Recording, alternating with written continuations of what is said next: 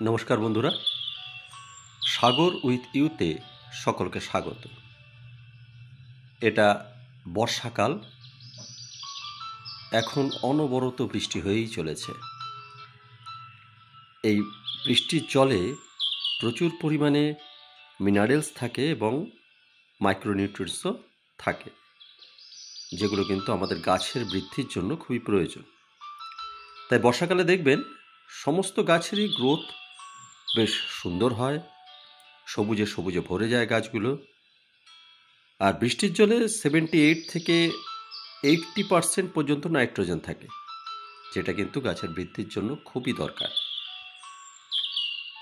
আর এছাড়াও বৃষ্টির জলে আপনি পাবেন ফসফরাস আছে, পটাশিয়াম আছে, মাইক্রোনিউট্রিয়েন্টের মধ্যে sulphur, magnesium, calcium, zinc, boron, iron, manganese, copper, এইগুলো সমস্তই পাওয়া যায় বিভিন্ন জায়গায়, বিভিন্ন অ্যাটমসফিয়ারের বেসিসে এগুলো আমরা পেয়ে থাকি। তাই বৃষ্টির জল কিন্তু গাছের জন্য একটা অপরিহার্য। আসুন আজকে আমরা আলোচনা করব যে এই বর্ষাকালে আমাদের অ্যাডেনিয়ামগুলোকে আমরা কিভাবে রাখবো বা এর পরিচর্যাই বা আমরা কিভাবে করব। অ্যাডেনিয়াম এবং সাকুলেন্ট একই জাতীয় গাছ, কাজে এক্ষেত্রে বর্ষার জল কিন্তু বেশি দেওয়া যাবে না।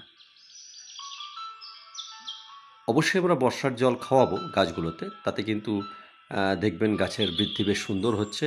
এক সিজনেই আপনার গাছগুলো অনেকটাই সুন্দর গ্রোথ নিয়ে নেবে। কিন্তু এক নাগারে এক টানা যদি বৃষ্টি হয়ে যায়, সেক্ষেত্রে কিন্তু পটিং মিডিয়াতে জল জমে যেতে পারে এবং এক্ষেত্রে অ্যাডিনিয়ামের রুট রটের কিন্তু সমস্যা চলে আসতে পারে।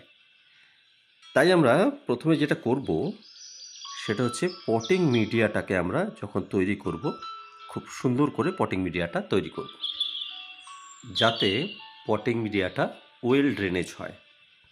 এক্ষেত্রে আপনারা যদি কোর্স স্যান্ড বা সিন্ডার দিয়ে মিডিয়াটা তৈরি করেন, সেক্ষেত্রে কিন্তু খুব ভালো রেজাল্ট পাওয়া যাবে। তাই যখন একটানা বৃষ্টি হয়ে যাবে, তখন আমরা চেষ্টা করব গাছগুলোকে একটা শেডের নিচে নিয়ে আসার, অথবা গাছগুলোর উপর একটা প্লাস্টিকের শেড তৈরি করে দেওয়া টেম্পোরারি।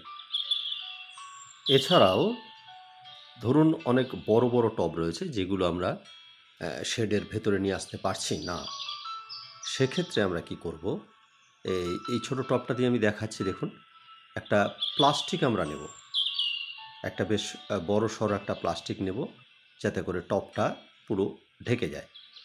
সেইভাবে প্লাস্টিক নিয়ে আমরা ঠিক গাছের গোড়াটার ওপর দিয়ে এইভাবে প্লাস্টিকটাকে পুরো পটিং মিডিয়াটা ঢেকে দেব।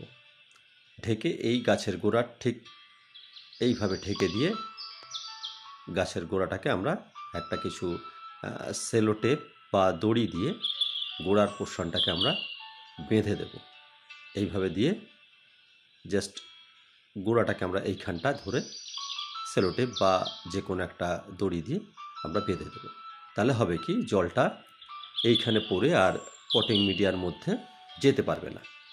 এটা বড় টবের ক্ষেত্রে। যখন আবার বৃষ্টি কমে যাবে, আমরা কিন্তু এই পলিথিনটাকে সরিয়ে নেব, ঠিক আগের মতন আবার করে দেবো, যাতে এখানে রোদ এবং বাতাসটা লাগতে পারে।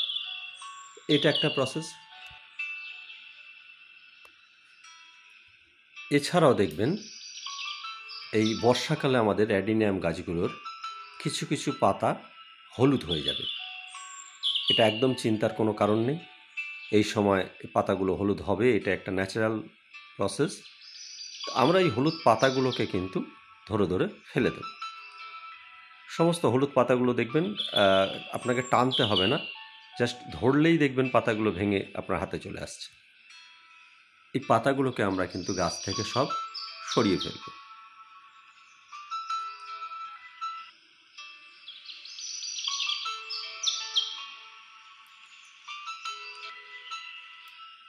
এছাড়াও দেখবেন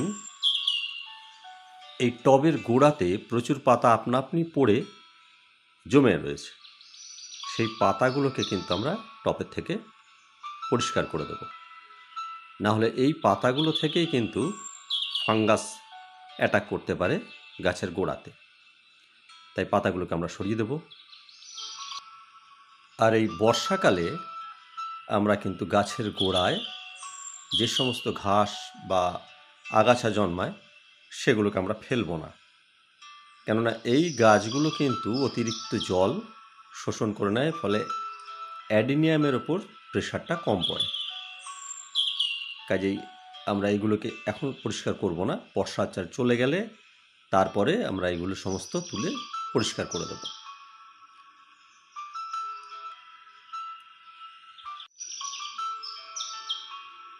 আর এই সময় আর একটা জিনিস দেখতে হবে, এই বর্ষাকালে আমাদের কিন্তু মাইটসের আক্রমণ প্রচুর হয়। এই দেখুন, দেখতে পাচ্ছেন রেড মাইটস, লাল মাকড়, খুব ছোট্ট ছোট্ট মাকড়গুলো হয়। এগুলো কিন্তু গাছের পাতাকে অ্যাটাক করে এবং গাছের পাতার রস শুষে খায়, গাছের বৃদ্ধি কিন্তু আটকে যায় এবং গাছটা এক সময় মারাও যেতে পারে এই মাইটসের আক্রমণে।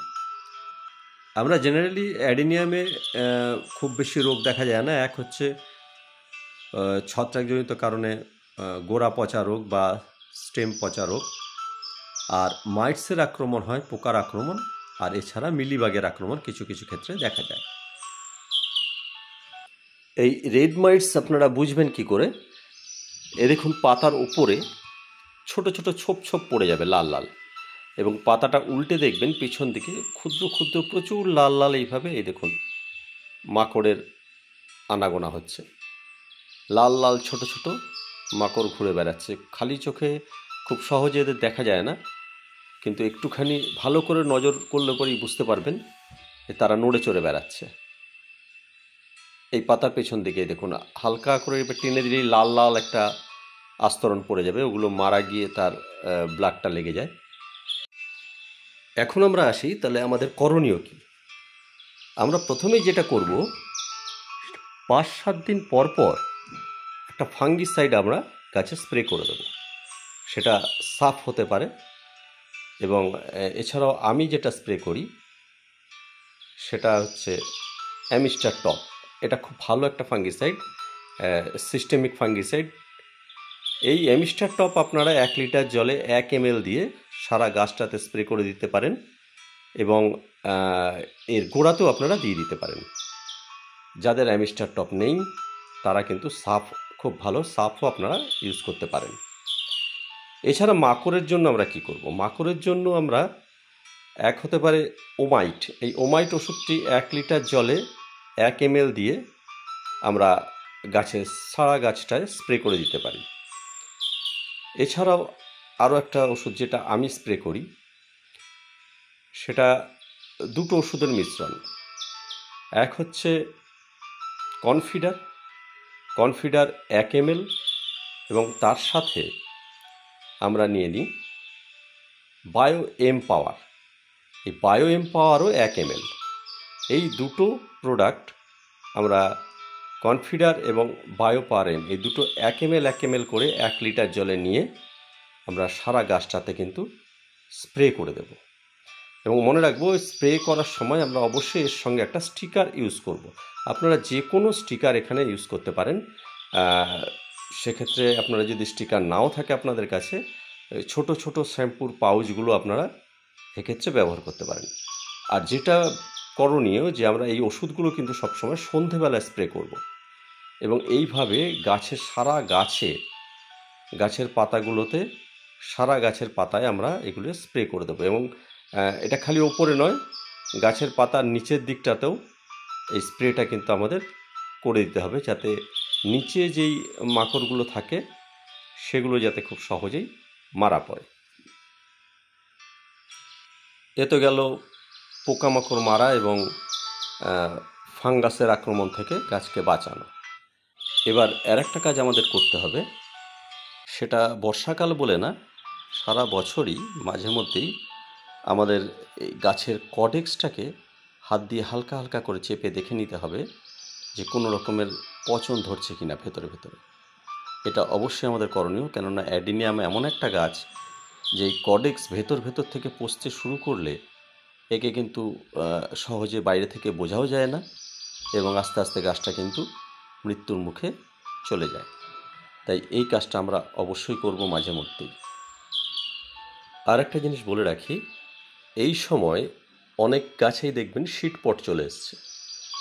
এই বর্ষাকালে শীটপট কিন্তু ভীষণ রকমের পচন ধরার একটা প্রবণতা থাকে। তাই আমরা এই সময় যদি শীটগুলোকে আমরা পেতে চাই, তাহলে পরে একটা কাজ আমাদেরকে অবশ্যই করতে হবে। সেটা হলো আমরা যে কোনো একটা ফাঙ্গিসাইড নিয়ে সেটাকে জলে গুলে আমরা এই শীটপটগুলোতে লাগিয়ে দেব। কোথায় লাগাবো না, এই শীটপটগুলোর একদম ডগার দিক এবং গোড়ার দিক। এই দেখুন আমি যেভাবে লাগাচ্ছি, ঠিক এইভাবে লাগিয়ে দিতে হবে। এইভাবে লাগিয়ে দিলে কিন্তু আপনাদের একটা শীটও নষ্ট হবে না। এই ছিল আজকের ভিডিও। এই বিষয়গুলো যদি আপনারা মেনে চলতে পারেন, তাহলে এই বর্ষায় আপনাদের কিন্তু একটা অ্যাডেনিয়ামও নষ্ট হবে না। যদি ভিডিওটা ভালো লাগে অবশ্যই লাইক করবেন, বন্ধুদের সঙ্গে শেয়ার করবেন, আর চ্যানেলে নতুন হলে অবশ্যই চ্যানেলটাকে সাবস্ক্রাইব করে সবুজের সঙ্গে থাকবেন। আজ তবে আসি, ধন্যবাদ।